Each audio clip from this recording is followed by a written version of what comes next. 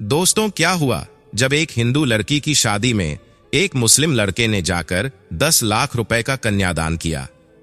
दोस्तों, ये कहानी बड़ी ही हैरान कर देने वाली कहानी है।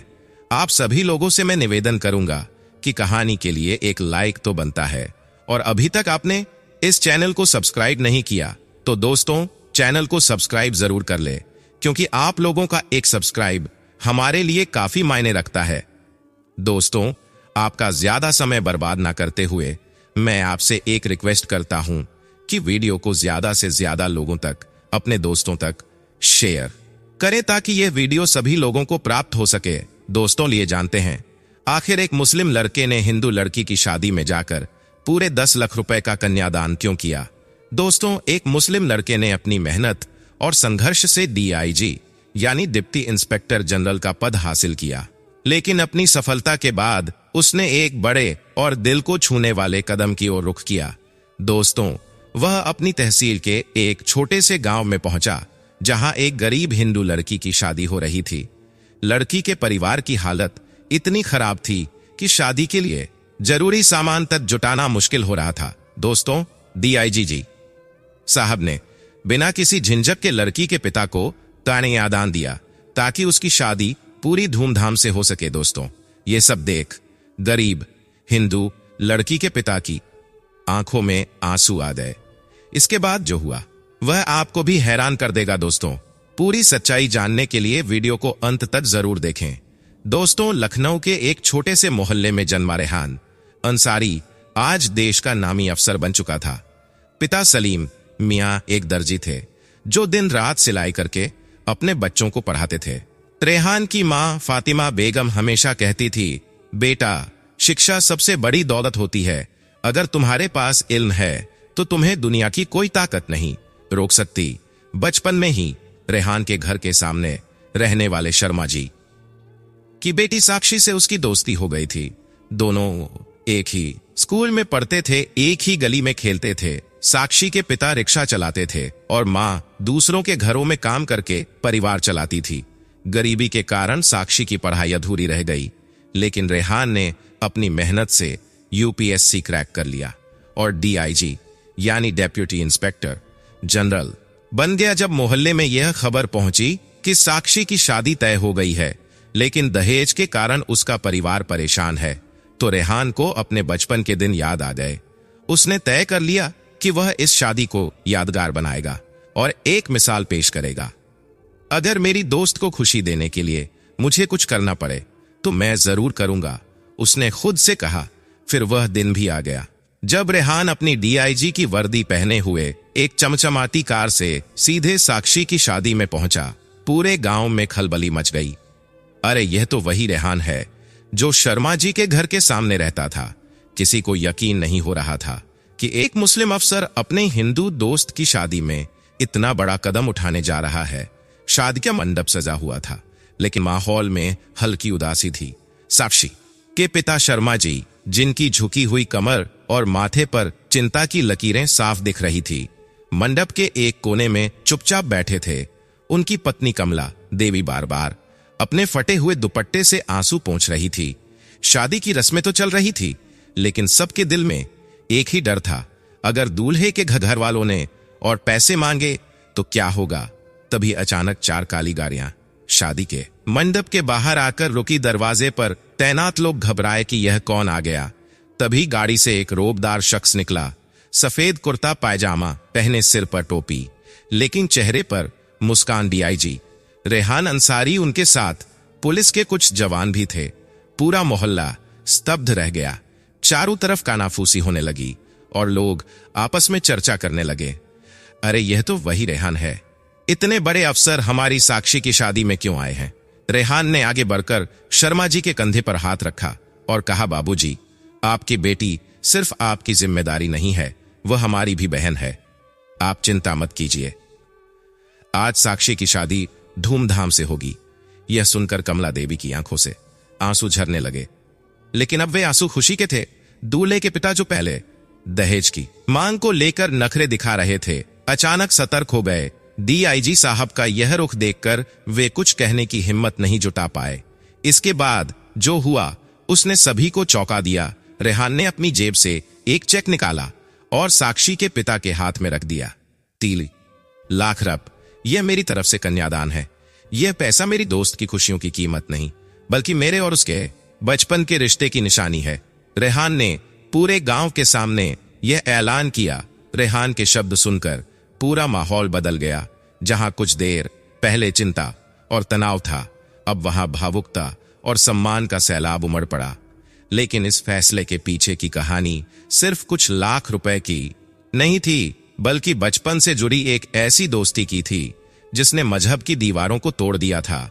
रेहान और साक्षी का बचपन एक ही मोहल्ले में बीता था। दोनों के घर आमने सामने थे।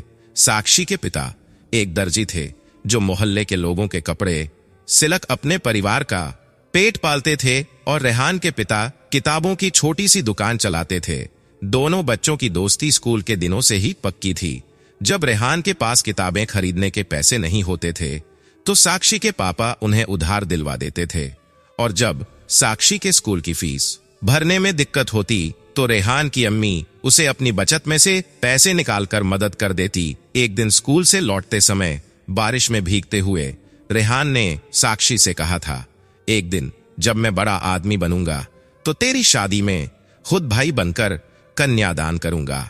साक्षी हंसते हुए बोली थी, और मैं तेरी शादी में अपनी मां के हाथों से बनी मिठाई भेजूंगी। समय बीतता गया। रेहान पढ़ाई में अव्वल था। उसने मेहनत करके सिविल सर्विस की परीक्षा पास की और डीआईजी बन गया। दूसरी ओर साक्षी के परिवार की आर्थिक स्थिति पहले से भी खराब हो गई। उसके पिता की सिलाई की दुकान कर्ज में डूब गई और मां बीमार रहने लगी। जब शादी की बात चली तो लड़के वालों ने भारी दहेज की मांग कर दी, लेकिन मजबूरी में यह रिश्ता तय कर दिया गया।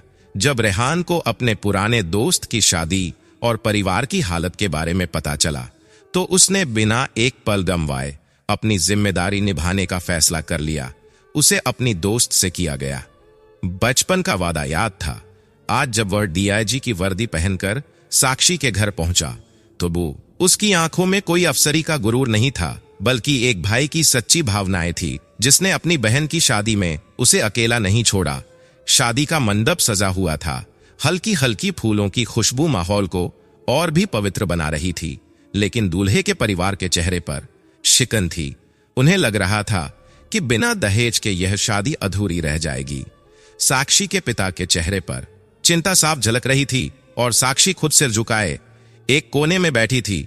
उसे लग रहा था कि समाज के इस कठोर नियम के आगे उसके माता पिता की मेहनत और इज्जत सब मिट्टी में मिल जाएगी। तभी अचानक मंडप के बाहर सायरन बजने की आवाज आई।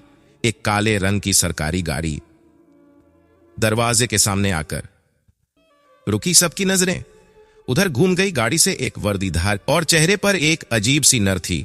रेहान साहब, किसी ने चौंक कर कहा। साक्षी ने धीरे से सिर उठाया। उसकी आंखें आश्चर्य से फैल गई। उसके सामने खड़ा इंसान कोई और नहीं बल्कि उसका बचपन का दोस्त रेहान था। आज वह दोस्त डीआईजी की वर्दी में था। रेहान ने आगे बढ़कर साक्षी के पिता के हाथ पकड़े और विनम्रता से बोले, अंकल, आज से साक्षी किसी चीज की कमी नहीं रहेगी। यह शादी पूरे सम्मान और खुशी के साथ होगी। इसके बाद उसने जेब से एक चेक निकाला और पुजारी के सामने रख दिया। चेक की राशि देखकर सब हैरान रह गए। पूरे 2 लाख रुपए। दूल्हे के परिवार के चेहरे की रंगत बदल गई। जो लोग कुछ देर पहले दहेज की मांग कर रहे थे, अब वे खुद को असहज महसूस करने लगे। लेकिन इससे भी ज्यादा भावुक करने वाला पल तब आया जब रेहान ने अपने हाथों से साक्षी का कन्यादान किया। साक्षी की आंखों से आंसू बहने लगे। वह आगे बढ़ी और रेहान के पैरों में गिरने लगी, लेकिन रेहान ने तुरंत उसे रोकते हुए कहा, पगली भाई के होते हुए तू कब ही भाई। मंडप तालियों से गूंज उठा। लोगों को पहली बार यह एहसास हुआ कि रिश्ते सिर्फ बल्कि इंसानियत और बचपन की दोस्ती भी किसी खून के रिश्ते से कम नहीं होती। मंडप में मौजूद हर इंसान की आंखों में भावनाओं का समंदर उमड़ रहा था। रेहान का यह कदम उन लोगों के लिए एक सबक था जो जात पात और धर्म की दीवारों में इंसानियत को बांटने की कोशिश करते हैं।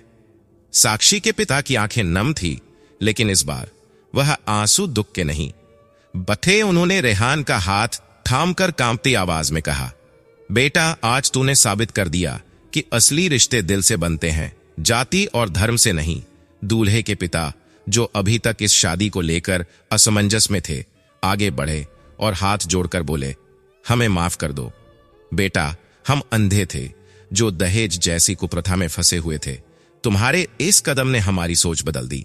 हम साक्षी को बहू नहीं बेटी बनाकर रखेंगे। यह सुनते ही साक्षी की मां की आंखों से खुशी के आंसू बहने लगे। रेहान ने साक्षी को भाई की तरह सिर पर हाथ रखकर आशीर्वाद दिया और फिर सबसे मुखातिब होकर बोला, अगर हर लड़की के भाई और पिता यही सोचे कि बेटी बोझ नहीं बल्कि सम्मान है, तो किसी भी घर की बेटी बिना डर के ससुराल जा सकेगी।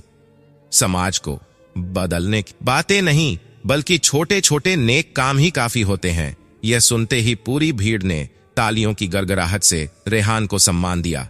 वहां मौजूद हर शख्स की सोच बदल चुकी थी। लोग फुसफुसाना लगे, अगर हमारे समाज में ऐसे बेटे और भाई हो तो फिर किसी बेटी को दहेज के लिए परेशान नहीं होना पड़ेगा। उस दिन न सिर्फ साक्षी की शादी हुई बल्कि एक नई सोच का भी जन्म हुआ। रेहान ने साबित कर दिया कि इंसानियत किसी भी धर्म से बड़ी होती है और जब एक दोस्त भाई बनकर खड़ा होता है तो समाज की रूढ़ियां भी झुक जाती हैं। शादी की रस्में पूरी हो चुकी थी। दूल्हा दुल्हन ने बड़े बुजुर्गों का आशीर्वाद लिया। रेहान के इस नेक कदम की चर्चा सिर्फ उस गांव में ही नहीं बल्कि दूर दूर तक होने लगी। हर किसी की आंखों में सम्मान था और दिल में एक नई सोच ने जन्म ले लिया था। लेकिन इस सबके बीच रेहान के दिल में एक अलग ही सुकून था। वह साक्षी की शादी को बस एक सामाजिक जिम्मेदारी नहीं बल्कि अपने परिवार की जिम्मेदारी मान चुका था। रेहान ने शादी के बाद साक्षी को उपहार स्वरूप कुछ दस्तावेज सौंपे।